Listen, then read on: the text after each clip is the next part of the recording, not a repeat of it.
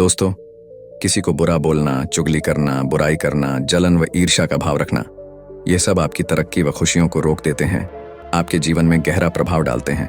क्या भाग्य में लिखा कभी मिट सकता है?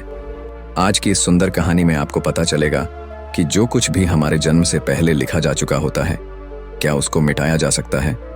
अगर आप यह सब कुछ जानना चाहते हैं तो इस सुंदर कहानी को कृपया अंत तक जरूर सुनें। दोस्तों, यह कहानी बड़ी ही शिक्षाप्रद, महत्वपूर्ण और ज्ञानवर्धक है। मेरा आपसे निवेदन है कि कहानी के अंत तक हमारे साथ में बने रहना। प्राचीन समय की बात है। एक गांव में रामू नाम का गरीब किसान रहता था। उसके परिवार में सिर्फ वह और उसकी पत्नी रहती थी। किसान के घर में बहुत समय के बाद एक लड़के का जन्म हुआ। किसान और उसकी पत्नी बहुत खुश थे। सभी आसपास के लोग किसान को बधाई देने के लिए आ रहे थे। एक दिन सुबह का वक्त था। तभी किसान के घर के बाहर से एक साधु ने भिक्षा के लिए आवाज लगाई। किसान के घर में आज खुशी का दिन था, इसलिए उसने साधु महाराज को अंदर बुला लिया और उन्हें बैठने के लिए कहा। जब साधु महाराज बैठ गए तो किसान ने साधु महाराज से कहा, महात्मा जी, हमारे घर में बहुत समय के बाद बच्चे का जन्म हुआ है। आप कृपया करके इसका नामकरण कर दीजिए। साधु ने जैसे ही बच्चे को अपनी गोद में उठाया, तभी साधु ने देखा कि बच्चे की बाजू पर एक चिन्ह बना हुआ है जो राजयोग को दर्शाता है। साधु बच्चे की बाजू के ऊपर चिन्ह देखकर हैरान रह गया। किसान ने जब साधु को हैरान परेशान देखा तो उसने कहा, महात्मा जी, क्या बात है? आप इतना परेशान क्यों नजर आ रहे हो? साधु ने कहा, बेटा, मैं परेशान नहीं हूं, बल्कि मैं तो बहुत खुश हूं, क्योंकि तुम्हारा बेटा बहुत किस्मत वाला है। तुम्हारे बेटे की किस्मत में राजयोग लिखा है। किसान ने कहा, महात्मा जी, मैं आपकी बात समझा नहीं। आप क्या कहना चाहते हो? साधु ने कहा, बेटा, तुम्हारा पुत्र एक दिन राजा बनेगा। इसका विवाह 16 वर्ष की आयु में इस राज्य की राजकुमारी के साथ होगा और फिर यह इस नगर का राजा बन जाएगा। साधु की बात सुनकर रामू बहुत खुश हुआ। जब गांव के लोगों को पता चला कि रामू का बेटा एक दिन इस नगर का राजा बनेगा तो सभी लोग उसको देखने के लिए आने लगे। एक दिन की बात है, उस नगर का राजा हिरण का शिकार करता करता काफी दूर जंगल में निकल गया, लेकिन हिरण राजा के हाथ नहीं आया। राजा को हिरण का पीछा करते करते प्यास लग गई थी, लेकिन राजा को आसपास कोई नदी या तालाब भी नहीं मिला जहां से वह पानी पी सके। राजा काफी समय से जंगल में इधर उधर घूम रहा था। राजा पानी की तलाश में भटकता हुआ उसी गांव में पहुंच गया जहां रामू रहता था। तभी राजा की नजर एक महात्मा के ऊपर पड़ी। राजा ने महात्मा से पानी मांगा। महात्मा ने राजा को रुकने के लिए कहा और अपनी कुटिया के अंदर से पानी लेने के लिए चले गए। महात्मा ने पानी लाकर राजा को दिया। राजा पानी पीने लगा। पानी पीने के बाद राजा ने देखा कि बहुत सारे लोग बाहर इकट्ठे होकर जा रहे थे। राजा ने महात्मा से उन लोगों के बारे में पूछा तो महात्मा ने कहा, यह सभी रामू के घर जा रहे हैं, क्योंकि उसके घर में एक बहुत ही किस्मत वाला बच्चे का जन्म हुआ है और एक साधु बाबा ने उसके बारे में भविष्यवाणी की है।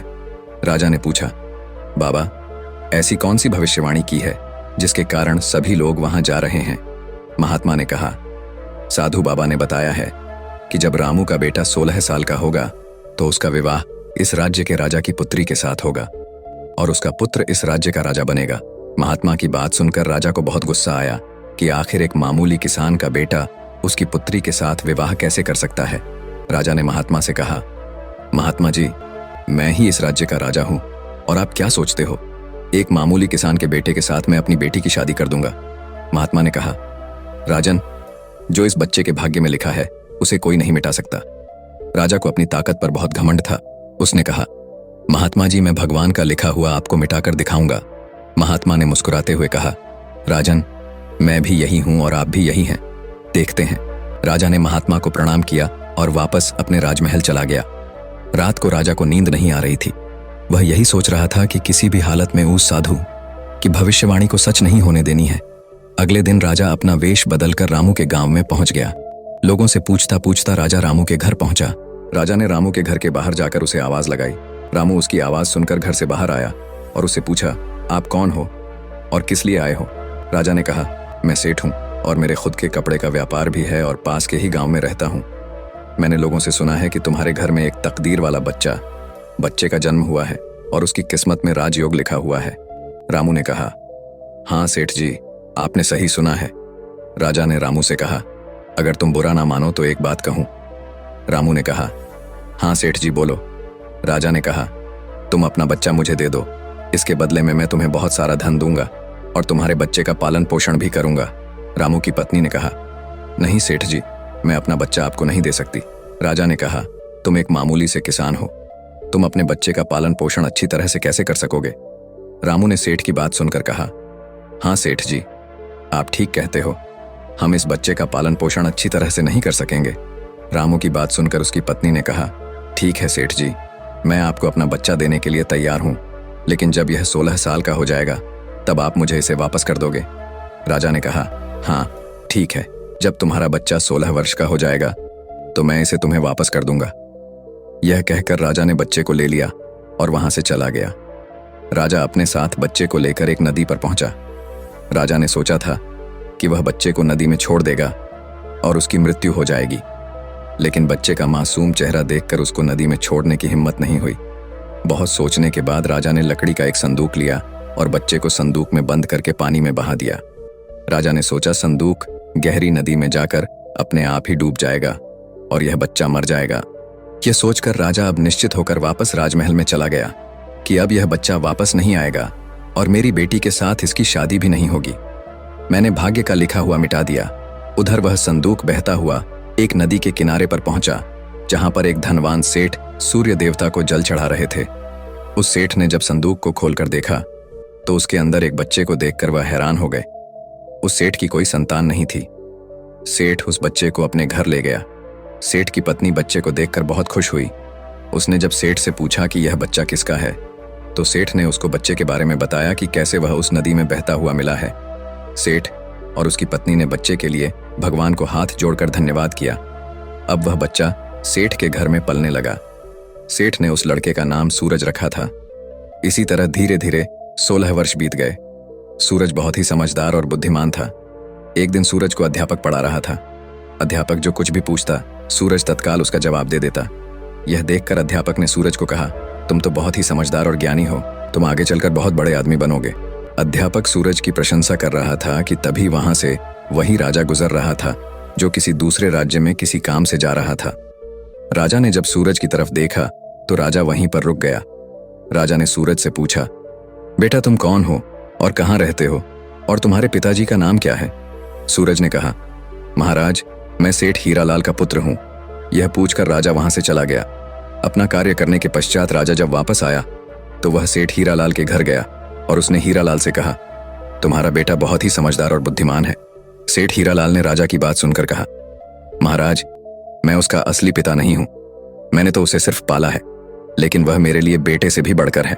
राजा ने सेठ हीरालाल से पूछा, क्या यह लड़का आपका पुत्र नहीं है? तो फिर यह लड़का आपको कहां से मिला? फिर सेठ हीरालाल ने राजा को सारी कहानी सुनाई कि कैसे वह उसे बहते हुए पानी में एक संदूक से मिला था। जब राजा ने सेठ हीरालाल की बात सुनी तो वह चौंक गया। राजा समझ गया था कि यह बच्चा वही है जिसे मैंने 16 साल पहले नदी में बहा दिया था। राजा और सेठ हीरालाल अभी बातें कर ही रहे थे कि वहां पर सूरज आ गया। राजा ने सूरज को देखा तो उसने सेठ हीरालाल से कहा, सेठ जी मुझे आगे किसी काम से जाना है, अगर आप अपने बेटे के हाथों मेरी एक चिट्ठी महारानी तक पहुंचा दो तो मैं उसको सोने की 50 मोहरें दूंगा। सूरज ने यह सुनकर राजा से कहा, हाँ महाराज क्यों नहीं, मैं आपकी चिट्ठी जरूर पहुंचा दूंगा। राजा ने चिट्ठी में चुपचाप एक संदेश लिखा और चिट्ठी के ऊपर मोहर लगा दी और चिट्ठी सूरज को पकड़ा दी और कहा कि बेटा यह लो, यह रानी तक पहुंचा देना। सूरज चिट्ठी लेकर चला गया।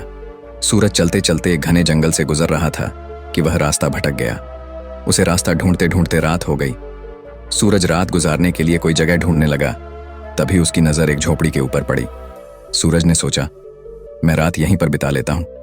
यह सोचकर सूरज घोड़े से नीचे उतरा और झोपड़ी के अंदर चला गया। जब सूरज अंदर गया तो उसने देखा कि एक बूढ़ी औरत खाना बना रही थी।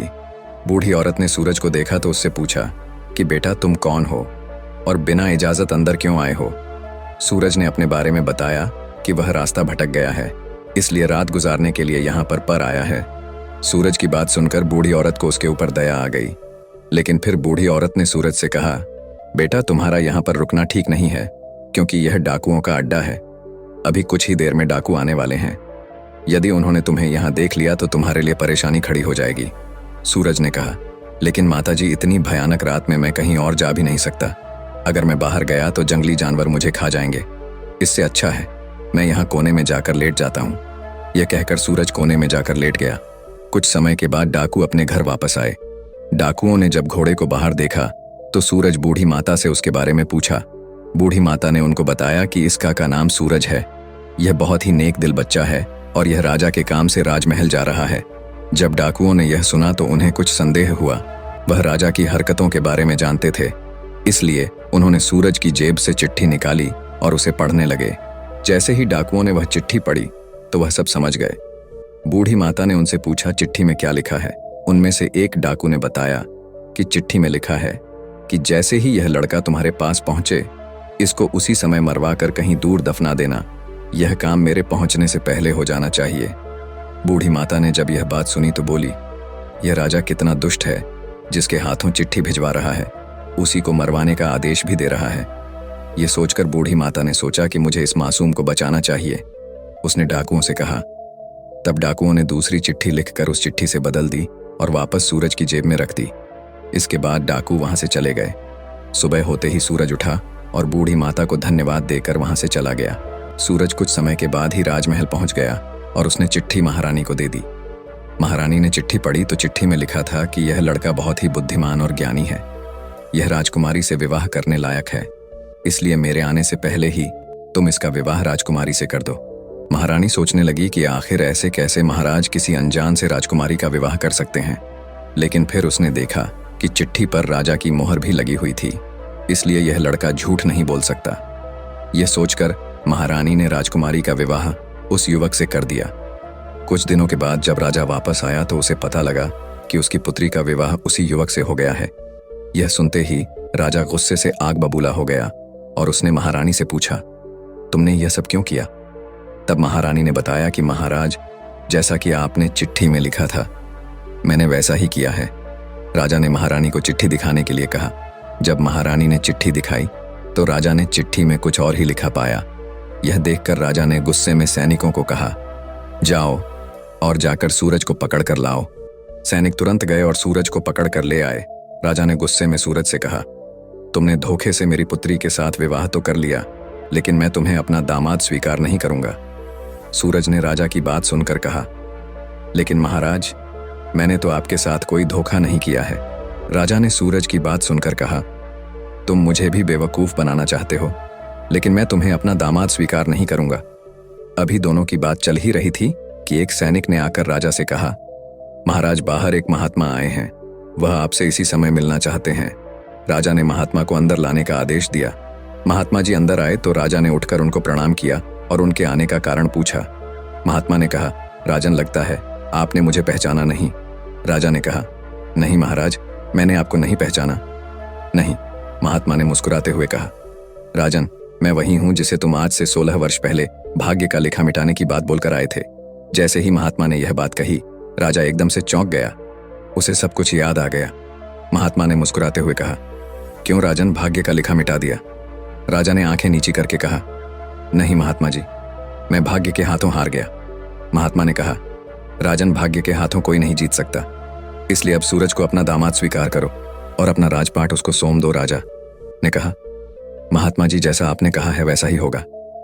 राजा को समझाकर महात्मा जी वहां से चले गए। राजा ने सूरज से माफी मांगी और सारा राजपाट उसको सौंप दिया।